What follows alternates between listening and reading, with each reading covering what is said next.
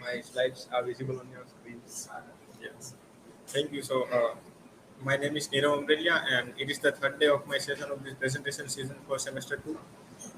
And somehow these things are got unarranged by this problem. So that is fine. Let us move ahead. So, topic of the presentation of today is transcendentalism in context of global spirituality. So, how first we will look at what is transcendentalism, and then we will move ahead to the spiritual relevance of it.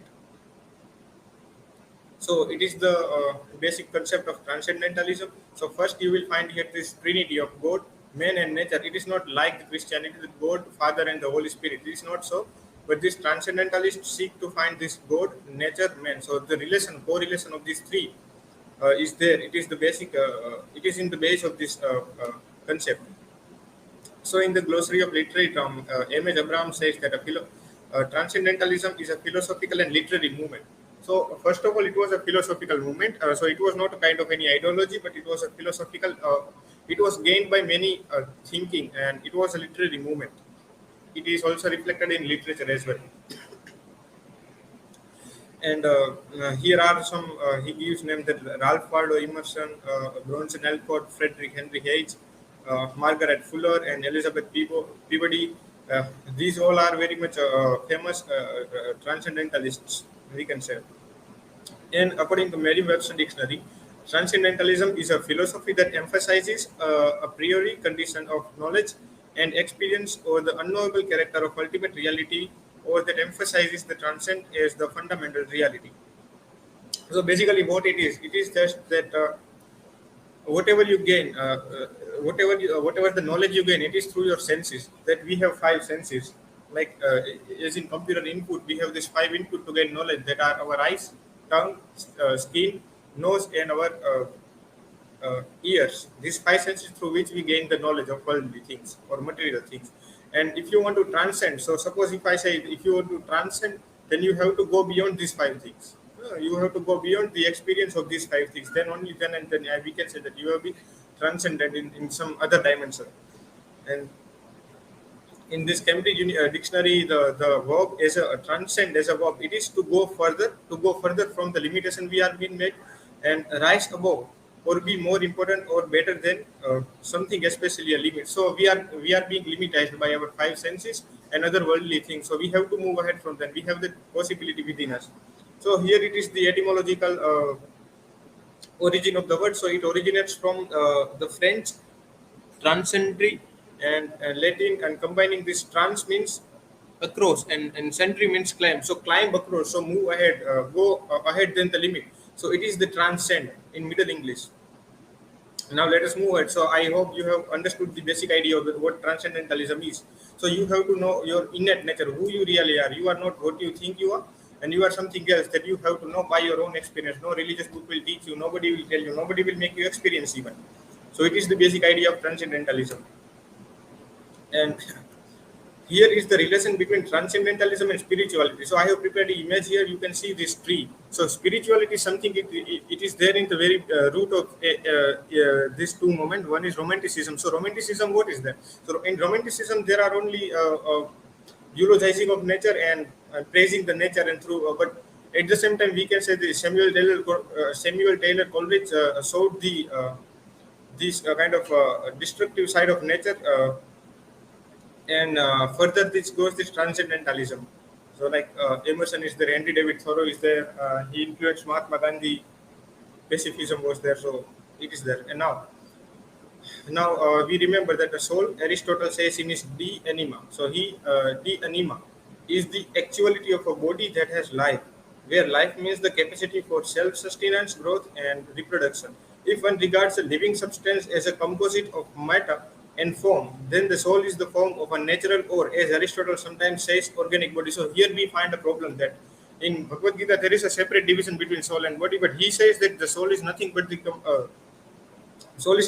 combination of this material matter. So soul is the outcome of this natural process. As we were saying that you cannot exist without the body. You are the body. So it is kind of that concept. Uh, and in Oxford Dictionary defines. Okay, continue, sir. Okay, okay. So, in this Oxford Dictionary, spiritually, what is this? That the quality of being concerned with the human spirit or soul as opposed to material or physical things. So, it is clearly differentiated here. That if you want to focus on your soul, then you have to that you don't have to focus on your body, that material. So whatever is there in our body, whatever we do for our body, it is all related to material things. We eat and we see, we listen, we touch, we smell. All the things are material. So there is nothing like spiritual. So what is spirit basically? Spirit is something that makes us animate. And are five similar things between this spirituality and transcendentalism. So concerned with nature. So wherever you find this word spirituality, it will tell you that go to woods and forests. So it is there in spirituality as well and transcendentalism as well.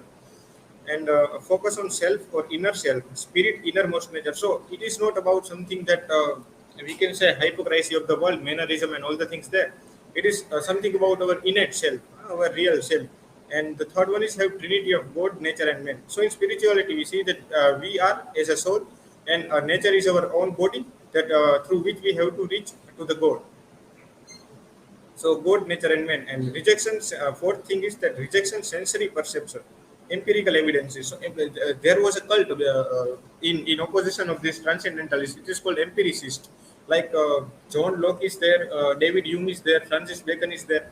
They all thought of as whatever knowledge we are gaining, it is the true only through the sensory perception. But this transcendentalist refuted this. And now it is not so. That the knowledge, true knowledge is something which is beyond this sensory perception.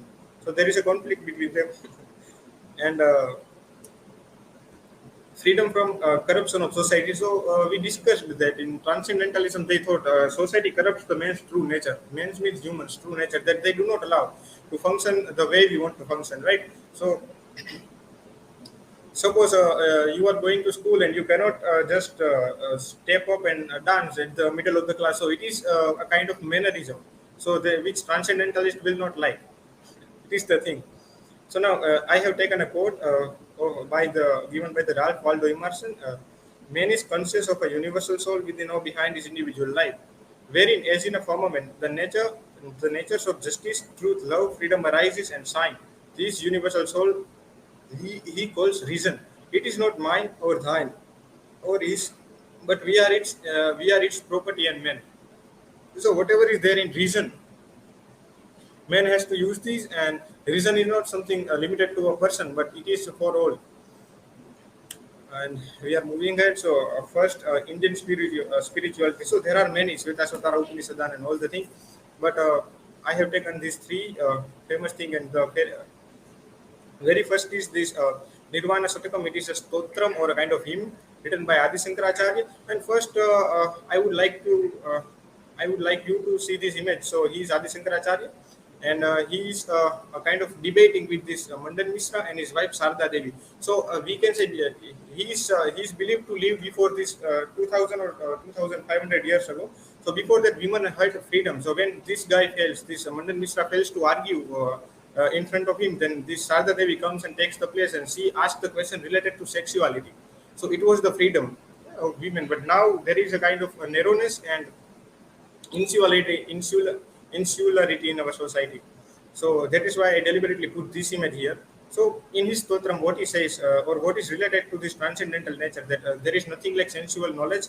So here I read that mano buddhyahankara chittani naha nacha srotra jive nacha grana netre nacha vyoma bhumir na tejo na vayu chidananda rupa sivoham sivoham. So from here this sivoham sivoham quote is often taken. So it means that I am not mind nor intellect. So mano buddhi ahankar, I am not mind, intellect, nothing. In this, srotra means I am here, that I am beyond five senses. These five senses. Srotra means our ears, and jiva means our this tongue, and gran means our nose, and netra means our eyes. So So it is the transcendentalism. We were having this before 2500 years ago. So it is reflected in Stotram or hymn Nirvana Satakam.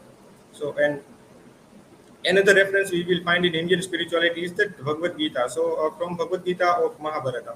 So it is the sloka न जायते म्रियते वा कदाचित नायम भूत्वा भवितावान भूय अजो नित्य शाश्वतोयम पुराणो न हन्यते हन्यमान शरीर. So it is the kind of a stark difference between this material body and the soul, that this Lord Krishna calls that soul does not born nor does it die, and it was not in the past and nor will be in the future. So it is right there. So ajo nitya, so it is nitya, it cannot be destroyed, and shashvat and purana, so it is very much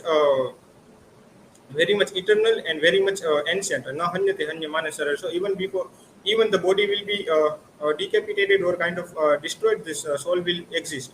So it is the kind of, we can say, hypothetical concept, because nobody has experienced the soul yet. And third one is this Paramahamsa Yogananda, and he was a leading philosopher, spiritualist of India, and he says in his autobiography of a yogi that the human mind is a spark of the almighty consciousness of God. I could show you that whatever your powerful mind believes very intensely would instantly come to pass.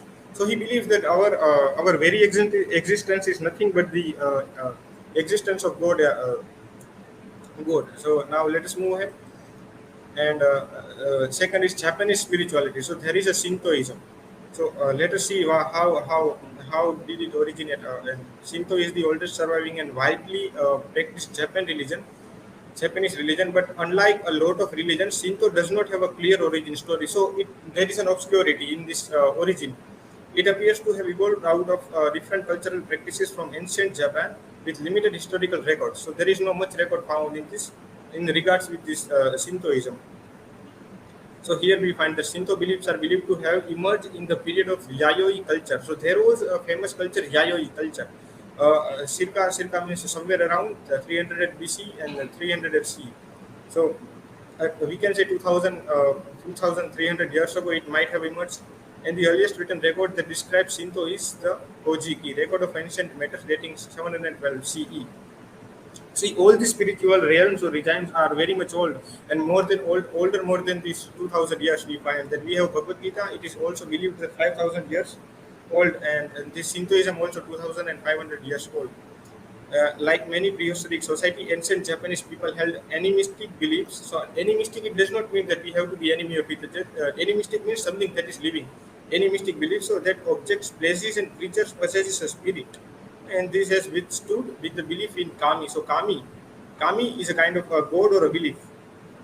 So the main belief in Shinto is the worship of kami. So kami, a kind of god, which are spirits that, so they are spirits that inhabited the natural world, from landscapes and forces of nature to people and animals. So this Shintoism, basically what is this? They observed the nature and derived some knowledge out of that and made their own belief system, that is kami.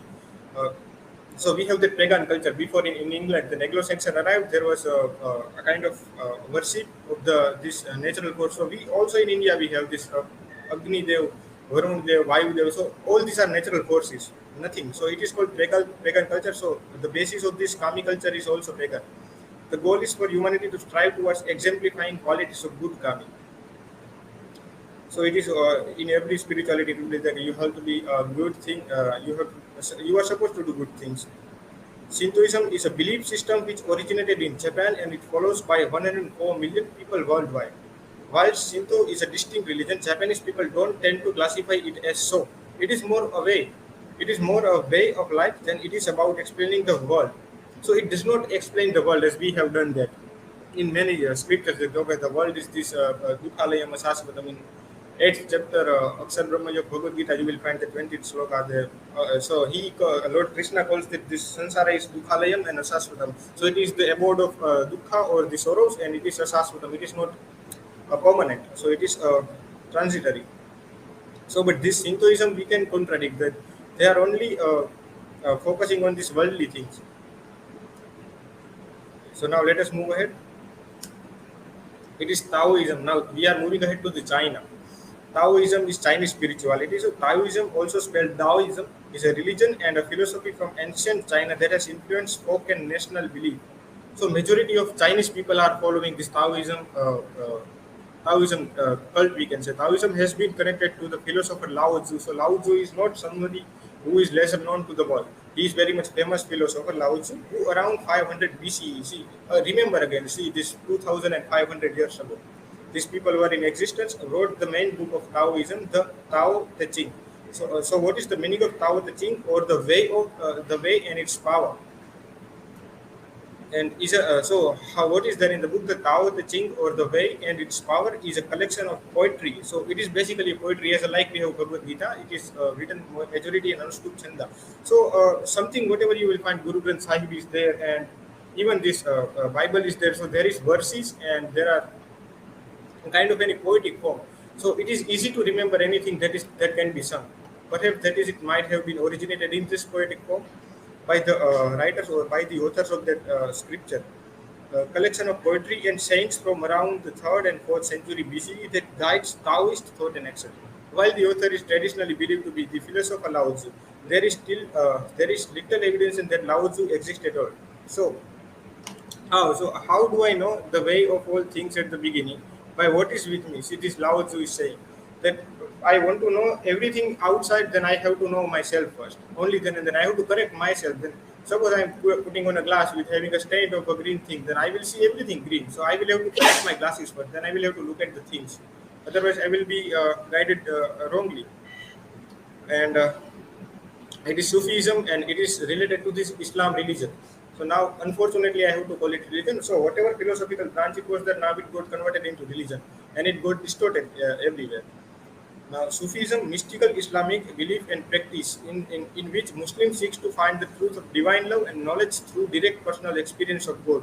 So here, once again, we find this direct personal experience of God. So there is nothing is mediated. So we have the Qazi or Mullaji in mosque. So there is no need. If you want to experience God, you can directly and personally experience it by this Sufism, by following this Sufism cult. It consists of a variety of mystical paths that are designed to ascertain the nature of humanity and of God, and to facilitate the experience of the presence of divine love and wisdom in the world. So love and wisdom will be there in every philosophical region. So the first stage of Sufism appeared in pious. So here is the historical context of. So where does it begin from? The first stage of Sufism appeared in pious circles as a reaction against the worldliness of the early Umayyad period. So in Umayyad period, there might have been this kind of people. They might have been focusing only on material pleasure, and it was somewhere around 661 and 1749. So it is 7th and 8th this century. From their practice of constantly meditating on the words in the Quran. So basically, it turns out to the Quran. So whatever is written in the Quran, they want to follow that, but with strict rules. The Islamic holy book is Quran, is the Islamic holy book about doomsday. So doomsday, we remember that Qayamat ka din. So there will be a judgment day. At the end, God will do everything good. So in our Hinduism, Mayuri was telling that Kalki Avatar. So Kalki Avatar is nothing but the comparison with doomsday. In every spiritual branch or religion, there is a concept of this Qayamat ka din or doomsday. So everything will be good at the last. The ascetics became known as those who always weep, and those who considered this world a hut of sorrow. So once again, we get to remember this hut of sorrow. Dukhalayam asasvatam. We can relate this Bhagavad Gita concept here. So we can say, let them be the different kind of cult. They were all conforming to the same idea. By considering this material nature as some kind of a sorrowful thing, and spiritual some kind of a heaven. So we have the concept of hell and heaven emerging out of that. They were distinguished by their scrupulous fulfillment of the injunctions of the Quran and tradition, by many acts of piety, and especially by a predilection for night prayers. So why night prayers were there? We have to search for that. Why particularly they preferred night to pray. Generally, we pray it at very beginning of the morning. So here is the very famous Sufi saint Rumi. He was ancient, very old Sufi saint, and do not feel lonely. The entire universe is inside you. He says, do not feel lonely. The entire universe is inside you. We can also get remind of that Tattvamasi, that Chandogya Upanishad perhaps is there, Tattvamasi.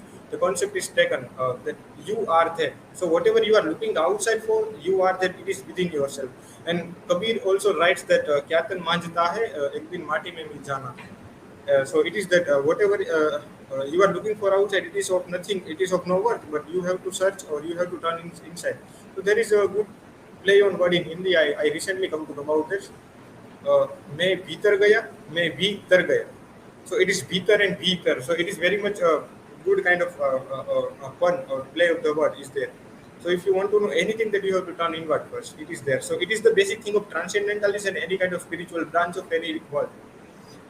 And here is another quote that when no one is looking, I swallow deserts and clouds and chew on mountains, knowing they are sweet bones. When no one is looking and I want to kiss God, I just lift my own hand to my mouth. So this God is not outside somewhere in the temple or mosque or in the church, but it is there in within inside. So it is written by Khwaja Samsuddin Muhammad. And let us move ahead. So it is the conclusion that concluding the discussion, we come to know that the fact in every culture of today and of past, there has been some kind of ways founded by spiritualists to attain to the supreme nature of one's own being. So spirituality basically was to attain one's own being. So it is same stated by Ralph Waldo Emerson that we will see again, that you want to know your own yourself only. There is nothing to be known outside. So it is Ralph Waldo Emerson, Henry David Thoreau is there. So they all believed in individualism rather than collective belief of mentality. So what is religion basically? Religion will tell you that this many people are doing this, you will have to do this, but there is no individual space to have your own have your own beliefs. So it is that, and so where will be yeah. So later on, as time passed, it took the distortion and merely remained as in form of belief systems, religious practices which has brought havoc on the planet. So in the name of religion, there are many kind of massacre we have seen. So transcendentalism can be stated as a kind of revival of spirituality. So it was a revival of spirituality. Spirituality was there very much before very long time ago. But now, between this spiritualism and this transcendentalism, there was a kind of relapse, and it was relapse. It is also known as Middle Ages and Dark Ages. So, transcendentalism can be stated as a kind of revival of spirituality, which mingles together the ideas and concept of all the decade spiritual truths. So, decade spiritual truths that we have just discussed. Transcending one's limitation, one can find more scope to grow and thrive in life. So if you focus only on yourself, then you will grow. Okay, you don't have to focus on outside things. You can use just them as the stepping stone toward your success. So I'm not talking about utilitarianism, that you will have to use be a man as a machine or man as a commodity. No, it is not so. But your spiritual growth here in this context I'm talking about. Transcending one's limitation, one can find more scope to grow and thrive in the life. It reminds of Aristotle's idea of essence. So Aristotle provided the idea of essence, and later on it was used by this Jean-Paul Sartre. Essence, as he gives example of a fruit that sprouts into tree as its full-fledged form. So we all are supposed to be. Transcendentalism voices against the societal corruption which does not allow humans to function as according to their will by putting so much social, moral, religious barriers and barraging with mannerism and unnecessary sophistication. So it is kind of cage we are living in the society, and this transcendentalism will tell that okay, you have to break this cage if you want to know, if you want to fly in the regime of your own nature. So it was all about transcendentalism and its comparison with global spirituality. And thank you so much. And here are my resources. So here are my resources.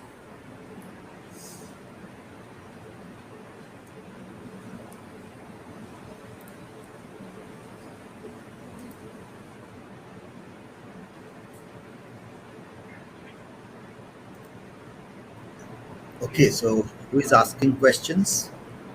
The questions is Yeah, no, reflected. Sangeeta is reflected. Sangeeta, are you asking? Yeah, okay. I'm reflecting her first. So my question is, why is Transcendentalism in importance today? Yes, your question is why transcendentalism is very much important today, right? So it is very relative question you have asked, and that so right now we are seeing this fight of between religion. So religion, as I told you, is nothing but the distorted version of spirituality. So if we revive spirituality, and spirituality is nothing about a single community, it is about everybody. So it is inclusive rather than exclusive like religions.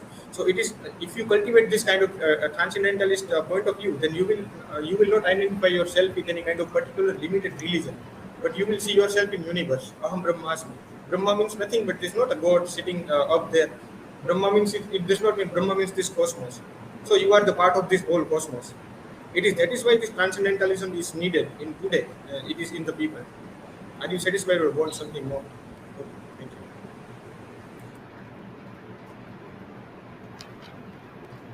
you. Nirav, my question is, you have took Could you some. put your question? Yes, sir. Just a minute. You have took several religious practices and with transcendentalism. So transcendentalism is only means self-reliance. So how does spirituality with you have connected spirituality with religious practices? So how have you portrayed this all things in with transcendentalism? And transcendentalism only means self-reliance. मतलब independence, faith on ourselves rather than believing in religious practices and politics. So, as far as I understood your question, that your question is that if transcendentalism is all about identity, what was that? Self-realization. So why do we need this religion? So suppose you find what is religion basically. In any religion you will go, what is the ultimate goal? Ultimate goal is God, to attain God, right? So attaining God, it is also compared with this attaining our own self. You know your own self. You know this, your Atman self. You are nothing but the true Atman. You are the spirit, as we see in the Sufism and this Shintoism or Japan. So everybody is ultimately looking towards the ultimate realization. Through any religion you will go. So either the goal is attaining God or attaining your own self. So spirituality is direct. So there is no barrier of any religion. There is no, so religion is basically what? It is the kind of a set of practices through which you can attain the desired things, that of God or your own self. So transcendentalism is a kind of universal thing. It is not exclusive thing like religion. So in religion, if you go, then you are told to have a kind of practices that no other people can do, and you are also, if you do not belong to this country, you will be excluded from there also. So religion is a kind of this limited thing, or it is very much dangerous. So there is no need of religion in this world, right? We need this transcendentalist and spiritualist idea in our mind, the concept of these things.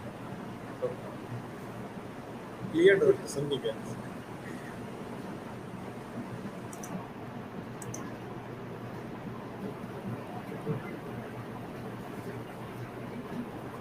Yes, good. It was well prepared presentation. Okay? All very interesting points were taken, and more than religion, it was about spirituality. So how the spiritual thoughts from the various uh, uh, countries or regions like China, Japan, India, they have, and you have connected with transcendentalism. So well prepared one.